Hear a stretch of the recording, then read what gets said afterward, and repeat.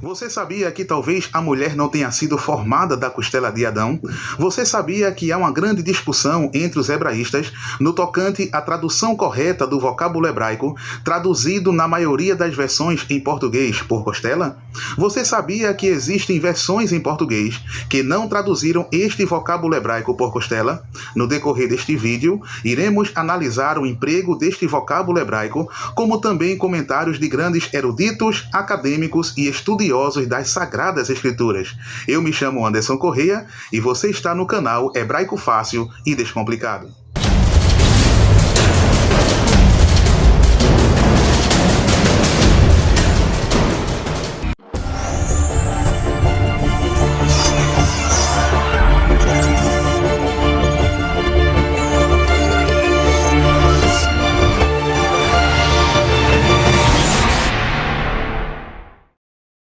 ויפל אדוני אלוהים תרדמה על האדם וישן ויקח אחת מצלותיו ויסגור בשר תחתינה.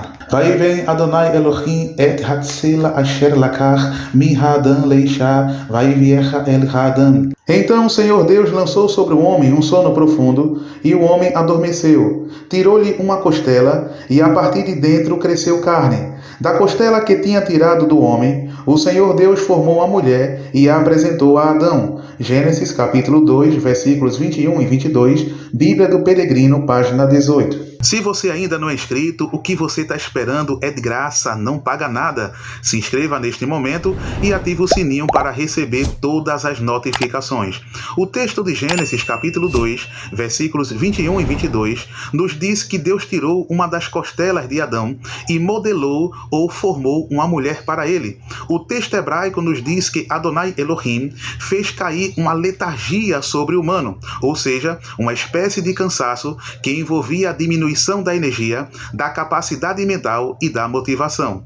A Bíblia israelita traz a expressão dormir pesadamente e traz um comentário bastante polêmico na nota de rodapé, na página 12, ao dizer que isso prova que mesmo antes do pecado, o homem tinha a possibilidade de sentir dor. Porém, não quero entrar nessa questão aqui nesse momento, pois o que está em foco é o vocábulo hebraico tsela, traduzido classicamente por costela na maioria das versões em português.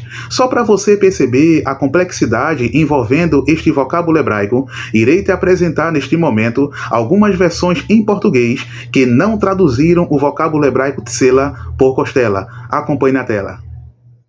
Então Javé Deus fez cair um torpor sobre o homem, e ele dormiu. Em seguida, tirou um dos lados do homem, fechando o lugar com carne. Depois, do lado que havia tirado do homem, Javé Deus formou uma mulher e a levou para o homem. Gênesis capítulo 2, versículos 21 e 22, Nova Bíblia Pastoral, página 24.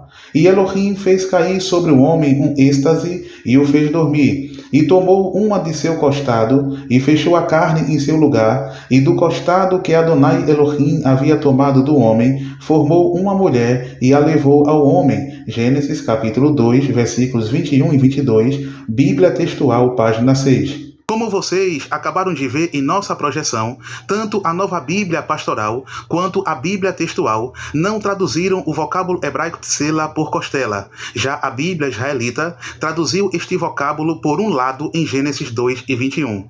O historiador judeu Flávio Joséfo, no seu tratado História dos Hebreus, na página 76, apresenta uma opinião um pouco diferente ao dizer que quando Adão estava adormecido, Deus tirou-lhe uma de suas costelas. Porém, outros comentaristas são de opiniões diferentes da que foi apresentada pelo historiador Flávio Joséfo em seu tratado.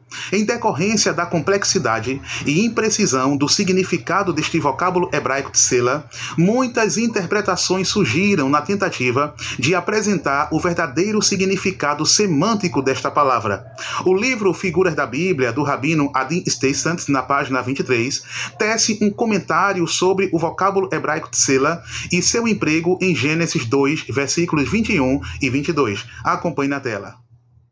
Os sábios talmúdicos concordam em que Eva não nasceu simplesmente da costela de Adão, como de certo modo nos acostumamos a pensar, mas que Adão e Eva, ou melhor, Adam Harishon, o homem primordial, veio a existir como uma só criatura com dois rostos ou lados, um masculino, o outro feminino. A palavra bíblica tsela, comumente entendida como significando costela, pode ser interpretada com o sentido de lado, como na expressão tsela hamishkan, um lado do tabernáculo, conforme Êxodo 26 e 26. A mulher foi criada da tsela de Adão, porque deveria começar com a tsela, um lado ou um aspecto do homem primordial, que assim veio a constituir duas pessoas distintas. Figuras da Bíblia, Adin Stensant, página 23. Maimônides, um dos grandes sábios da tradição judaica, no seu tratado Guia dos Perplexos, tece um comentário bem interessante sobre a criação de Adão e Eva,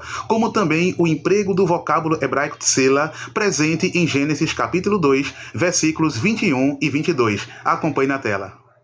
Assim, os sábios dizem, conforme o tratado Bereshit Rabbah 8, que Adão e Eva foram criados juntos e unidos, costas contra costas. Esse corpo foi então dividido, e Deus tomou a metade que era Eva e a deu para Adão, para ela ser sua companheira. A expressão Ahat Mitzalotav, em Gênesis 2 e 21, que quer dizer um de seus dois lados, faz analogia à expressão tsela hamishkan, conforme Êxodo 26 e 20, cuja tradução é lado do tabernáculo, em aramaico setar mishkaná. E assim eles disseram também de seus lados. Compreendas bem como é dito claramente que eles eram dois, num certo aspecto, enquanto eram um, como em osso de meus ossos e carne de minha carne, conforme Gênesis 2 e 23. E isso é confirmado ao dizer que só há um nome para os dois, e será chamada Ishá, pois foi tomada do Ishi, homem. E para reforçar mais essa união, foi dito, e se unirá a sua mulher, e serão uma só carne. Quão grande é a ignorância de quem não entende que em tudo isso há necessariamente uma ideia, e isto está claro. Guia dos Perplexos, Maimônides, páginas 305 e 306. John Walton, no seu livro O Mundo Perdido de Adão e Eva, nas páginas 71 a 73, traz uma discussão sobre o vocábulo hebraico tsela e seu emprego em Gênesis 2, versículos 21 e 22. Acompanhe na tela. A primeira pergunta que devemos fazer é se o texto sugere que Adão pensava em Eva como tendo sido feita da sua costela. A resposta que encontramos no texto é não. As primeiras palavras de sua boca foram: esta sim é osso dos meus ossos e carne da minha carne, conforme Gênesis 2 e 23. Aqui há mais do que uma simples costela envolvida, pois a mulher é não apenas osso dos meus ossos, mas também carne da minha carne. Somos levados, então, a questionar sobre o significado de Gênesis 2 e 21, que a NVI traduz por tirou-lhe uma das costelas, fechando o lugar com carne. A afirmação adâmica gera dúvida de ser a tradução costela apropriada para a palavra hebraica tsela. Essa palavra é utilizada cerca de 40 vezes na Bíblia hebraica, mas em nenhuma das outras passagens seria um termo anatômico, além de Gênesis 2, com exceção de 2 Samuel 16 e 13, referindo-se ao outro lado da colina. A palavra é utilizada apenas arquitetonicamente em passagens do templo, tabernáculo, conforme Êxodo 25 ao 38, 1 Reis capítulo 6 a 7 e Ezequiel capítulo 41. Com base na afirmação de Adão e nesse dado sobre seu uso, teríamos de concluir que Deus tomou um dos lados de Adão, provavelmente significando que ele cortou Adão ao meio e fez a mulher. O Mundo Perdido de Adão e Eva, John Walton, páginas 71 a 72. A Bíblia textual, em sua nota de rodapé na página 6, diz que a expressão tomou uma está no texto massorético, no Pentateuco samaritano e na Septuaginta. Ainda de acordo com a nota, a palavra costela não aparece no texto. O texto não especifica o que se tomou e chama de lado ou costado. Ainda na página 1614, a Bíblia textual traz uma nota especial comentando sobre o emprego deste vocábulo hebraico tsela. Acompanhe na tela. O uso mais crucial do vocábulo hebraico tsela é, por suposto, o que explica a origem da mulher. Que Deus haja tomado abundante porção de Adão, deduz-se da apreciação osso de seus ossos e carne de sua carne, que sem dúvida motivou a tradução costela. Contudo, em sua primeira acepção, o vocábulo tsela somente se refere ao costado do homem ou à encosta de uma colina, conforme 2 Samuel 16:13, ou nas laterais de um objeto, conforme Êxodo 25, versículos 12 e 14. Na localização de imóveis, conforme Êxodo 26:35, ou imóveis, 1 Reis 6:5, Ezequiel 41:6, 1 Reis 6:15, e deve-se distinguir de assa, definição específica para a costela, conforme Daniel 7:5. O registro da Septuaginta, do grego pleuron, tem o mesmo significado, conforme Gênesis 2:21, 1 Reis 7, versículo 9 e 40, 1 Reis 8:19 e Ezequiel 41, versículos 7, 8 e 9. Bíblia Textual, página 1614. John Walton, ainda no seu livro O Mundo Perdido de Adão e Eva, continua comentando esta palavra hebraica e como ela foi transmitida ao longo da história. Acompanhe na tela. Quando investigamos a palavra hebraica e o modo como ela foi transmitida pela história, descobrimos muitas evidências que dão suporte a essa interpretação. A partir do modo com que o cognato tselu é utilizado em acádio, assírio e babilônico, encontramos que a palavra tem certa ambiguidade. Raramente ela se refere a uma simples costela. Na maior parte das vezes, ela diz respeito a um lado inteiro ou a caixa torácica inteira.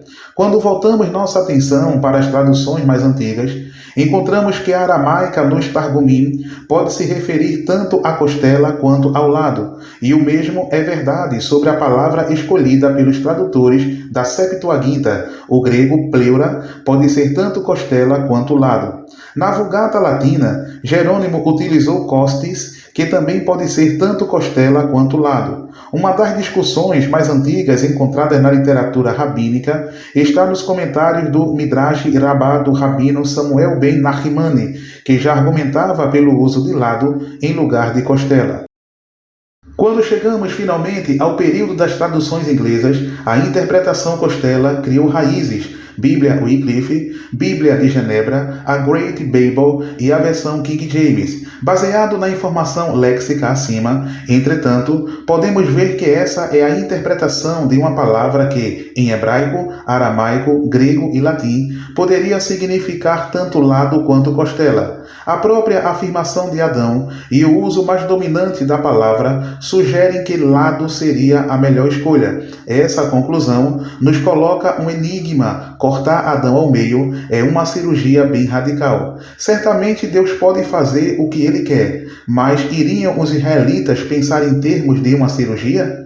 Eles pensariam que Adão foi anestesiado quando Deus o colocou em um profundo sono? De fato, eles não sabiam coisa alguma sobre o uso de anestesia. E se Deus fosse executar tal milagre, Ele poderia simplesmente fazer Adão insensível à dor. Na verdade, alguns podem afirmar que não havia dor antes da queda, tornando a anestesia desnecessária. O Mundo Perdido de Adão e Eva, John Walton, páginas 71 a 73. Eu quero saber agora a tua opinião.